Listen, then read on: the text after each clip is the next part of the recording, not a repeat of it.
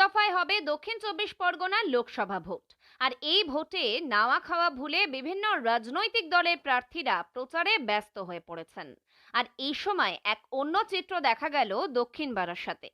Vote প্রচারে এসে bat হাতে নিয়ে এলাকার যুবকদের সাথে ক্রিকেট খেললেন জয়নগর লোকসভা কেন্দ্রের তৃণমূল কংগ্রেস প্রার্থী প্রতিমা মণ্ডল।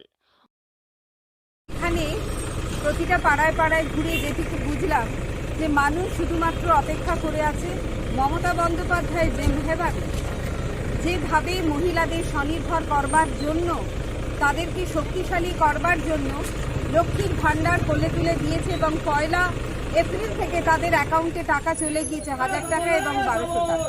এবং যেভাবে দুয়ারে সরকারের মধ্যে দিয়ে ঘরে ঘরে উন্নয়ন পৌঁছাচ্ছে, তারা সেই জন্য আগামী দিনে আমি যেমন তাদের সাথে থেকে পাশে থেকে কাজ করেছি 10 বছর, আবারও 5 বছর কাজ করতে চাই।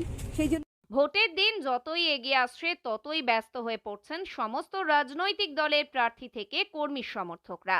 এলাকা দখলের লড়াইয়ে দিনরাত এক করে চলছে প্রতিযোগিতামূলকভাবে প্রচারাভিযান।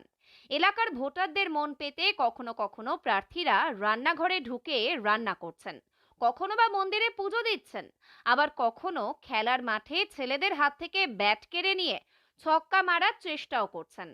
এমনই এক ছবি দেখা গেল দক্ষিণ বারাসাত বেলিয়াডাঙ্গা নেতাজি পল্লী বিবেকানন্দ সমিতি এলাকায়। সেই জন্য যে আশীর্বাদ শুভেচ্ছা ভালোবাসা নিতে গিয়েছিলাম, তারা স্বতঃস্ফূর্তভাবে 1 জুন আমাকে আবারও ঘাসের উপরে জোড়া ফুল এই প্রতীক চিহ্নে আশীর্বাদ শুভেচ্ছা ভালোবাসা দিয়ে মানুষের সাথে থেকে পাশে থেকে কাজ করবার জন্য আশীর্বাদ করবে। গরম পড়েছে, তার মধ্যে প্রচার, শরীরের দিক থেকে কি দেখছেন? শরীর শুধু পরিমাণে জল আর ফল খাওয়ার চেষ্টা করছি, এটুকুই বলতে পারি। এদিন বিকেলে এলাকার বিধায়ক বিশ্বনাথ দাস সহ স্থানীয় নেতৃত্বদের সাথে নিয়ে প্রচার শুরু করেছিলেন জয়নগর লোকসভা কেন্দ্রের তৃণমূল কংগ্রেস প্রার্থী প্রতিমা মণ্ডল। পাড়ায় পাড়ায় প্রচারের সাথে সাথে তিনি এলাকায় খেলারত যুবকদের হাত থেকে ব্যাট কেড়ে নিয়ে ছক্কা মারার চেষ্টাও করলেন। এদিন এলাকার মহিলারা তাদের প্রিয় প্রার্থীকে কাছে পেয়ে ফুলের মালা ও ফুল দিয়ে অভ্যর্থনা জানান।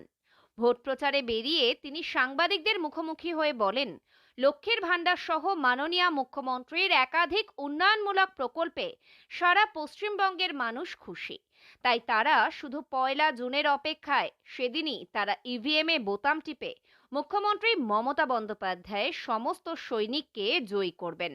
যদিও জেতার ব্যাপারে তিনি আশাবাদী, তবে জয়নগর লোকসভা কেন্দ্রের শেষ হাসি কে হাসবে তার জন্য অপেক্ষা করতেই হবে 4 জুন পর্যন্ত। দক্ষিণ 24 পরগনা থেকে সুমন সাহার রিপোর্ট, লোকাল 18 বাংলা।